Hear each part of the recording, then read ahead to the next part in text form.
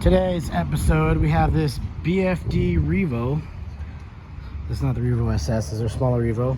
Happens to have a k24 in it. We usually see these with a GM Ecotech deal 2.2, 2.4. So we got this one all together and going after much ado and headaches. I mean, this is a brand new 10-year-old car that the new owner bought from someone else. I mean, this car is literally brand new. It still has the wrapping on it. We had some harness issues, sensor issues, calibration issues, transmission issues, the way it was not only hooked up, but there was things that were stuck in there. So after getting it going, heat cycling the whole thing a couple times with no radiator cap, I put the radiator cap on it, started it, get ready for the dyno, and all of a sudden the oil level went up and the water level went down, which, that's never good. This is Tony. Tony's over here working on it. So talked to the owner, said that they had done a head change on this. Of course, we thought the worst. Head gasket. Called Tony. Tony works on import stuff. His family does a lot of import drag racing stuff. He's the mechanic. I don't really feel like working on this, so he came over here. We talked about it. He took it apart. We came with a game plan of what do? We pressurized. We took it apart, then pressurized it, and then followed where the water was coming from. Where was it coming from, Tony? It was coming out the front cover, right? Front timing cover. And when we had started it, we got no coolant, so we were originally thinking a cracked sleeve or head gasket, but the plugs looked good. We had no coolant out of the exhaust or any steam out of the exhaust. So then Tony went to searching and found that there's this little gasket over here, O-ring deal, seeping in. Yep, and so that's where our leak was. So as soon as it got some pressure in the cooling system, it was coming through there. So I'd say this was the best case scenario in this whole thing. So another couple things, doesn't have a vent on the tank, so we're gonna have to figure that out. The gas that came out of this car originally was literally brown. So this was a good one. I mean, they started putting this thing together 10 years ago and then it just stopped. So yeah, there was a lot of detective work, which is really what we do. Is this stuff shows up and we play detective until we get the thing complete. It's not usually something that happens in a day, but we get through it. So Tony will get this thing back together, get some oil in it, flush the whole thing out, get coolant back in it, pressure check the whole thing again, and get moving. Man, Tony's deeper in this now. We've got a seat out. Still didn't want to scratch the seat or get it messed up, so this is new, so yes, that's a good call. We don't want any belts to get dirty. We don't want anything to get accidentally jacked up. Throw that old gasket off there. Oh yeah. What about you, Luca? What's the deal? Oh, What's the deal? Almost back together.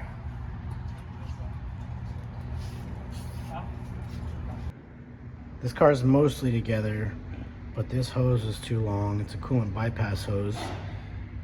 And look at this. We already have this right here, so we are going to fix this. It's a little detail stuff that just drives me crazy, so let's go ahead and fix this. And voila. Ugly ass hose clamp. I'm gonna go look for another one of those too, but yep, that's better. Ta-da! Look at that. Studying to find another hose clamp, but you get the idea. It's all little shit. People detail work. All right, all right.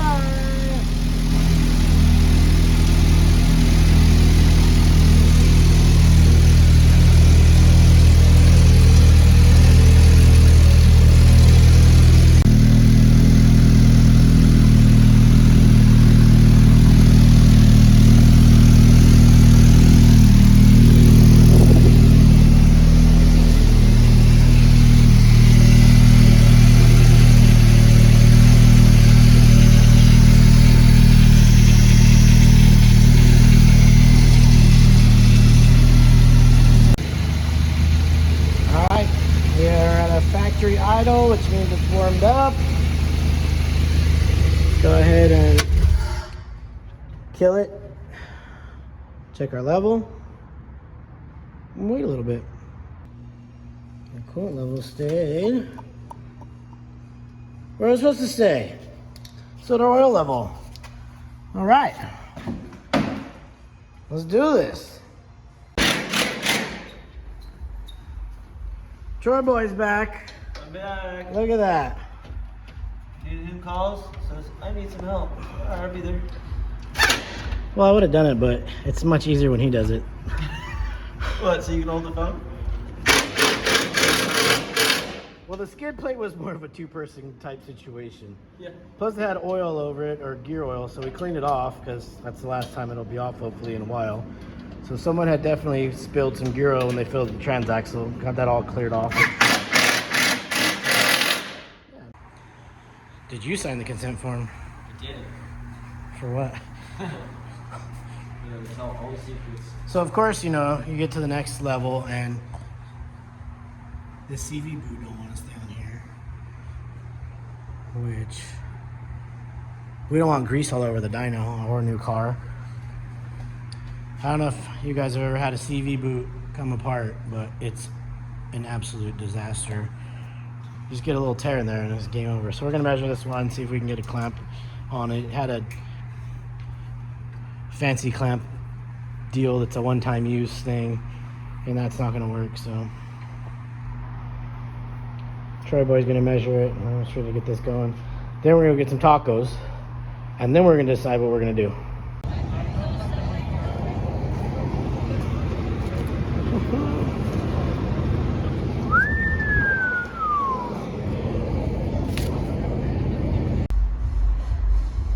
Well, we made it this far, and everything was going good. Electrical issue. Tell it it's not.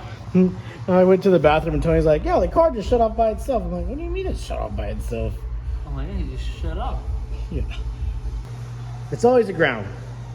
So let's start looking there. Let's see what the hell's going on. Where's this ground go though? It goes to the valve cover.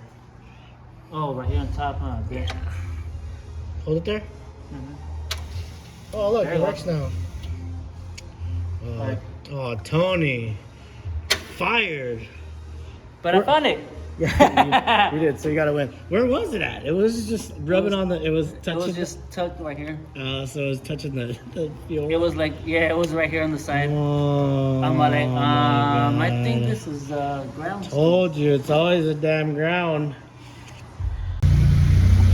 Woo! It works again. Look at that, damn it. Alright. Yeah, we'll keep going now. We'll keep going now.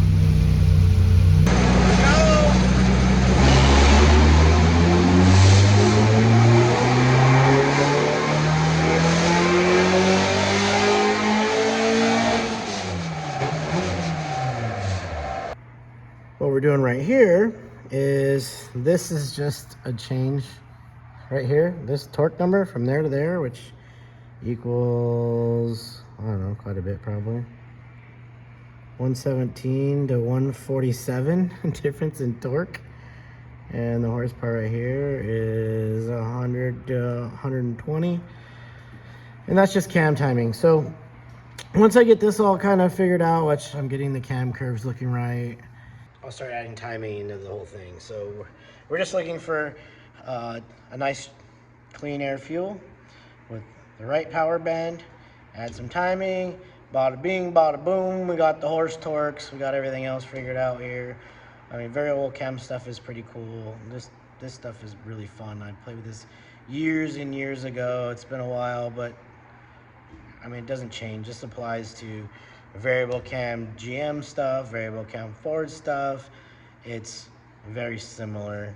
It all kind of works the same, but without being too technical, we can adjust these cams, or what we need to do to, you know, make a power band the way that we want it to look. I mean, this is a single VTEC intake cam. That's all we got. And the crazier stuff, of course, we have an exhaust cam too. which there's a lot more to it. This is where you need a dyno to tune that stuff. It gets really nerdy from there.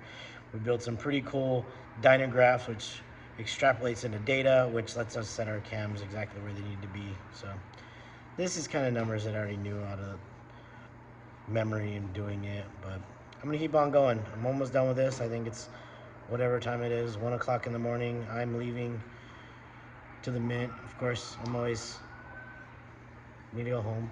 Still need to pack my clothes. But instead of driving up with everyone, I'm just gonna fly up there and then fly back. I'm not fucking leaving!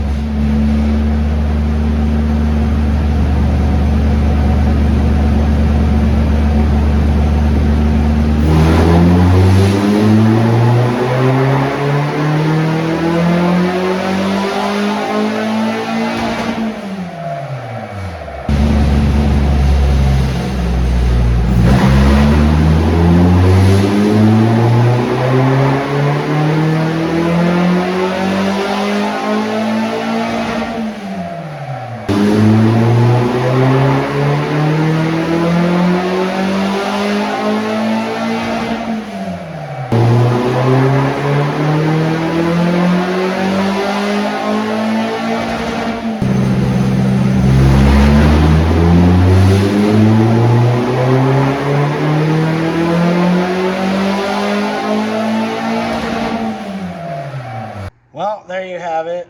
Played with this thing for quite a while. I was chasing torque numbers more than anything to get this thing, you know, moving along, and it actually ended up making more than I thought it would. So yeah, unknown K24. I don't know what it's out of, you know, I'm sure it wasn't anything super fancy. So made a number. Like I said, kept chasing torque numbers. I was trying to get this guy nice and flat across the board. I mean, this is probably another little cam change right there, but I'd say that's pretty damn good. Not too shabby. And I was hoping for 190. But the whole time, the most important thing was to make this thing make as much torque as it could off the bottom, and yeah, it's kind of what I did. So this thing should work pretty good. Looks like it makes about 165 foot-pounds pretty much. As soon as we get to 2,300, 2,400 RPM, I mean, that's pretty good. Up to 184 foot-pounds at 4,400, and our peak power is at 6,372, 197 to the tire. Yeah, these things work. I'd love to spend more time with it, but I think this is really, really good. I'm completely happy with the outcome, so until next time.